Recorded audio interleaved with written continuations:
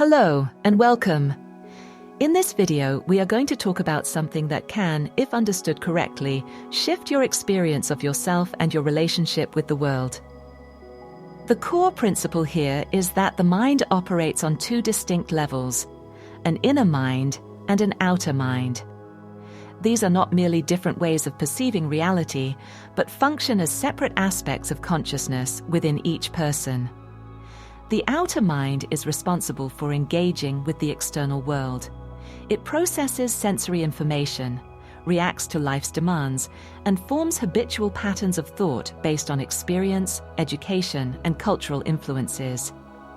The inner mind, however, functions on a deeper level. It perceives meaning beyond surface appearances, recognizes hidden connections, and has the potential to receive higher influences. Yet, for most people, this inner faculty remains dormant or is difficult to access. This understanding of the dual nature of the mind is central to the fourth way, a spiritual system of self-development that emphasizes self-awareness and conscious effort as a means of awakening within daily life. Developed by the mystic and philosopher Gurdjieff, the fourth way teaches that these two aspects of the mind are typically disconnected, requiring deliberate inner work to bridge the gap. By learning to observe oneself and shift awareness inward, one can gradually awaken the inner mind, leading to a profound transformation of perception and interactions with one's experiences. The outer mind functions in relation to the external world, processing information through the senses, responding to the immediate demands of life, and forming habitual ways of thinking. It is shaped by education, culture, and personal experience, gathering knowledge that is available to anyone, and structuring thoughts based on the tangible world. This mind is responsible for day-to-day functioning, problem-solving, and engaging in ordinary intellectual activities. The inner mind, however, belongs to a different order.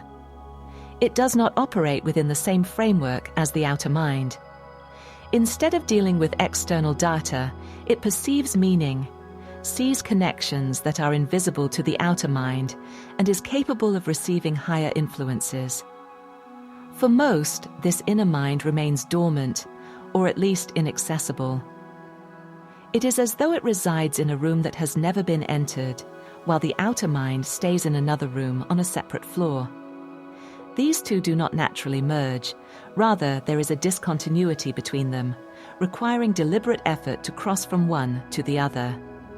Let's stop here for a moment, because we said that these are not merely different perspectives on the same thing, but two separate realities. How so? To understand this, it is important to understand that we function on several different levels simultaneously, but we usually don't pay any attention to this fact in our quote-unquote normal state. But the more we start paying attention to our inner lives, the more we start to discover what was previously hidden in plain sight. In doing so, we start to, among other things, discover this inner mind, which experiences life in a radically different way from the outer. One of the reasons the inner mind remains closed is that the outer mind tends to dominate perception. It is accustomed to taking charge, interpreting life strictly through what it can see, hear, and measure.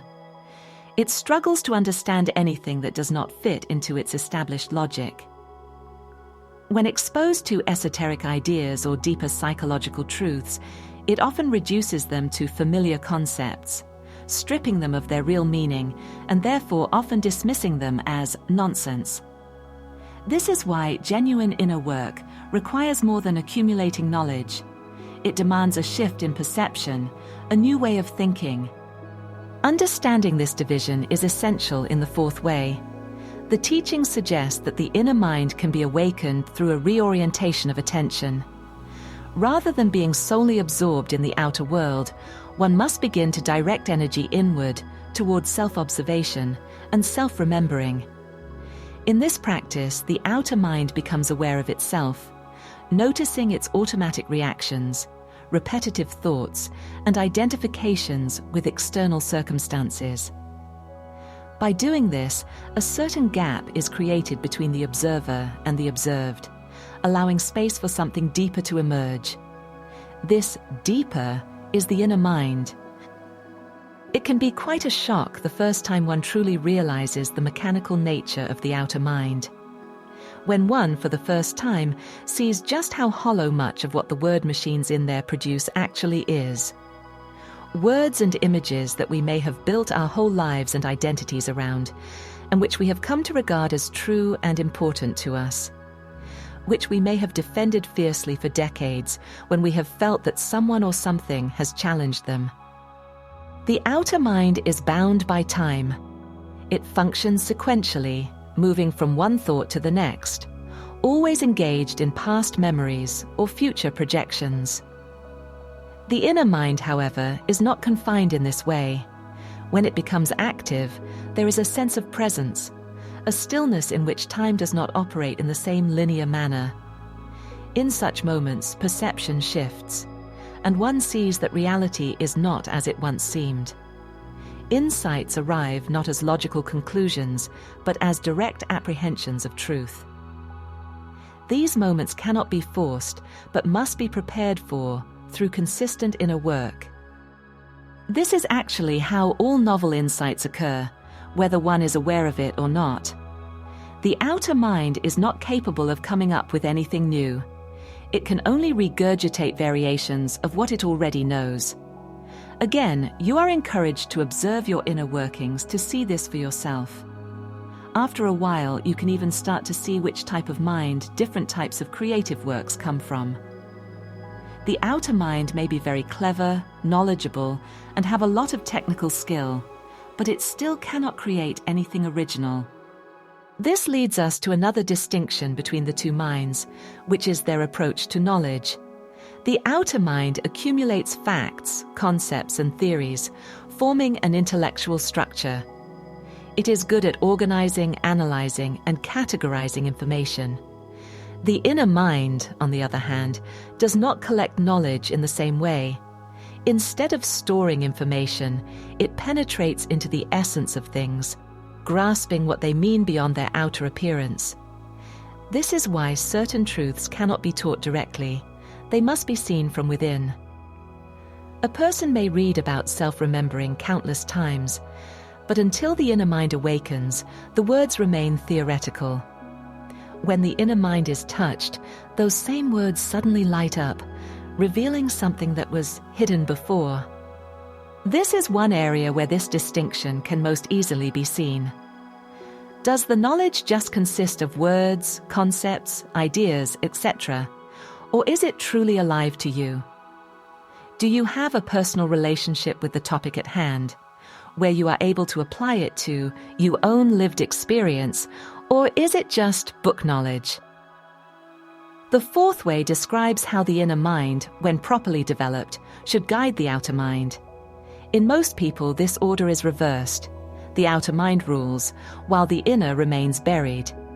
When the outer mind is in control, it judges everything based on external standards, seeking validation through success, recognition, and material security.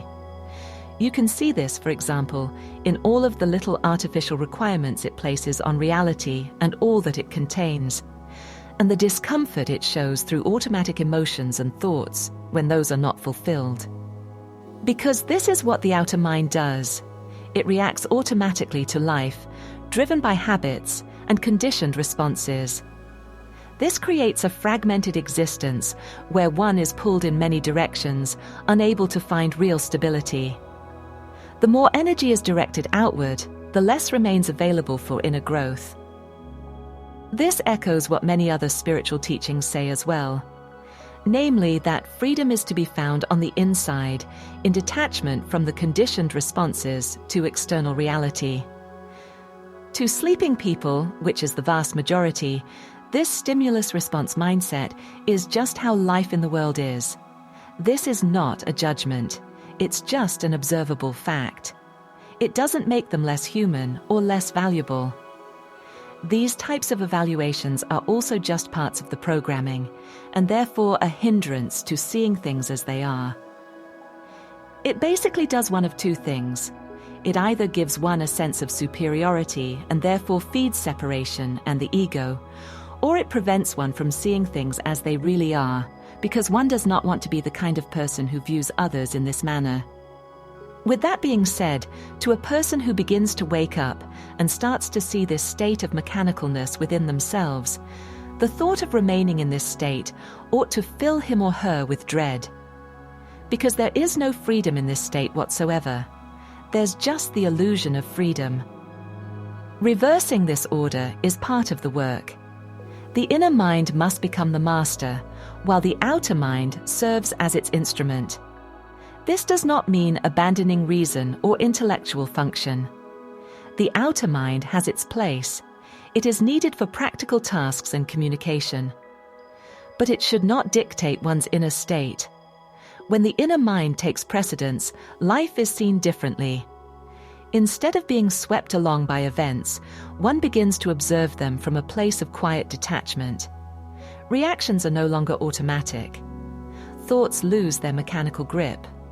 Emotions become more refined, and both thoughts and emotions become less dominated by personal identifications. What this last part means is that one basically doesn't automatically assume that their thoughts and emotions have anything to do with who they are, or that they are saying something valuable or true about reality, oneself, or other people. Again, it's important to observe these types of patterns within oneself. Here is an excellent example of the difference between theoretical and actual applied knowledge. It is perfectly possible to know about this state of affairs on an intellectual level, while continuing to be just as identified with one's thoughts and emotions as always. This is not strange, as all of this is part of the outer mind's mechanicalness, which most of us have unknowingly practiced for most of our lives. But the first step toward breaking free is, of course, knowledge. Then it's up to each and every one to apply the knowledge.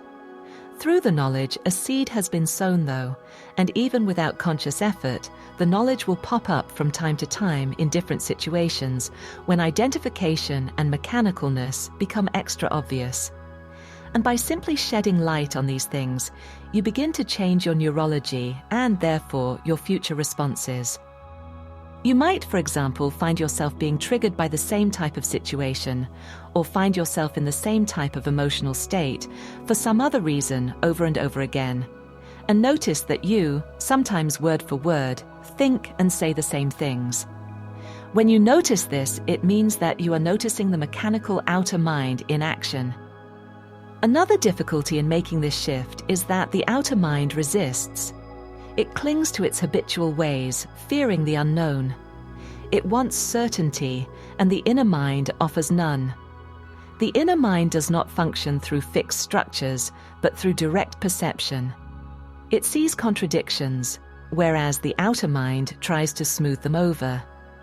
It questions assumptions that the outer mind accepts without thought. This creates discomfort, as old patterns are challenged. Yet this discomfort is necessary. It signals that something real is beginning to stir. A key practice in awakening the inner mind is self-observation. And, in fact, real self-observation is done by the inner mind, even if what you are observing is the outer mind.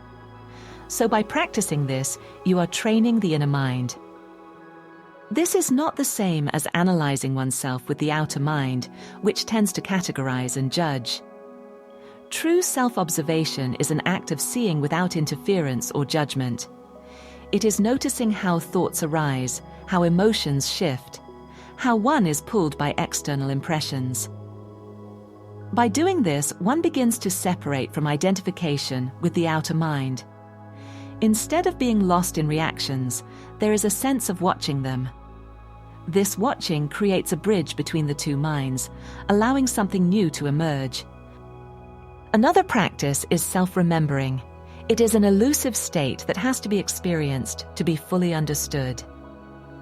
This is not just a mental exercise, but a shift in awareness. It is being present, fully engaged with both the inner and outer world at the same time, and being acutely aware of looking out through one's eyes.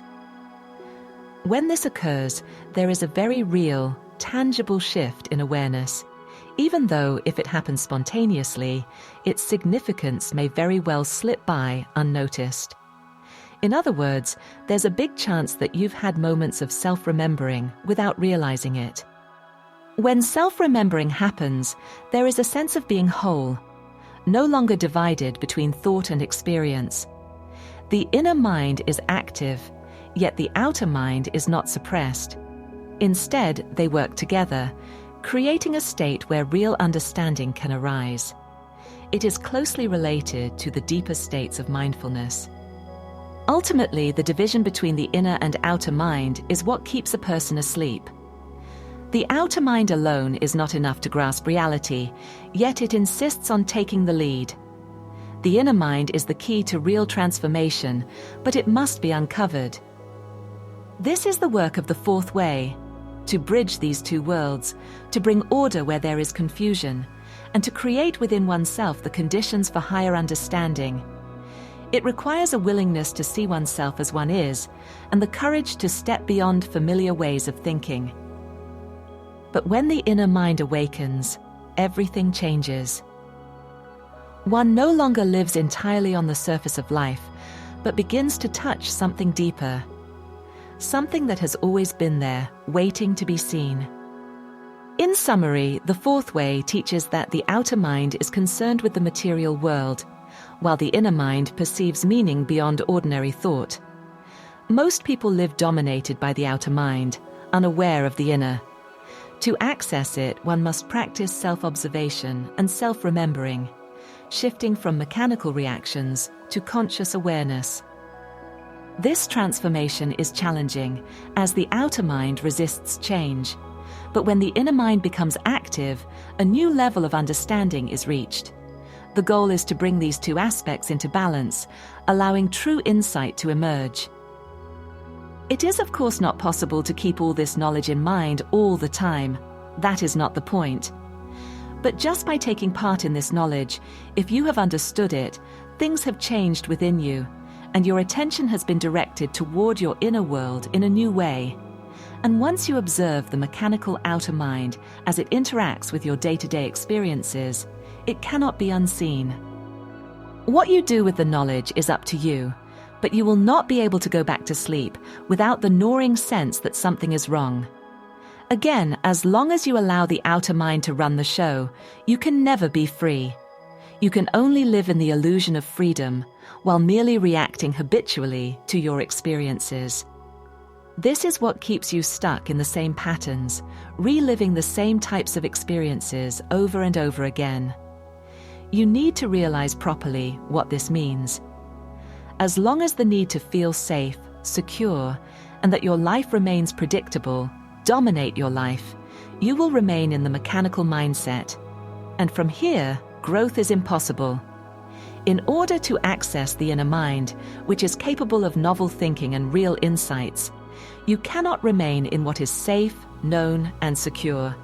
It's impossible, because this is not how the brain or reality work. The good news is that the more you observe these things with a willingness to see things as they are, the more choices will open up to you. You will see that it is possible to meet your experiences with awareness, and from that place, make conscious choices instead of reacting. In this, be wary of the mechanical outer mind's tendency to explain the rationale behind its reactions, making them appear as free choices. Recognizing this is actually more important than making the choices. Every time you react habitually but become aware of it without explaining it away, you make a huge leap forward. So don't worry if you find yourself acting mechanically, even with this expanding knowledge. This is normal. Just continue observing without judgment, and the inner mind will grow. After a while, if you persist, you will find that this process becomes more and more easy, as it is only because you've been practicing functioning from the outer mind that this feels like a struggle. It's really a much more effortless state, but one that you will go unconscious and slip out of all the time in the beginning. Together with the expanded awareness of choices, new insights will also start to appear out of nowhere, and you will start to understand yourself, the world, and other people in a completely new way. This is akin to slowly waking up from a dream that will gradually turn into a fading memory as the life of your awakened self, lived through the inner mind, takes its place. Finally, we have a whole video on self-observation as taught in the fourth way. There's a link to it on the end screen, together with a playlist with videos about the fourth way, and a video about the mechanical mind which, for obvious reasons, is also very much related to what we've been talking about here. You can see the end screen right now. You've now reached the end of the video. Remember to like and subscribe. Thank you for your time.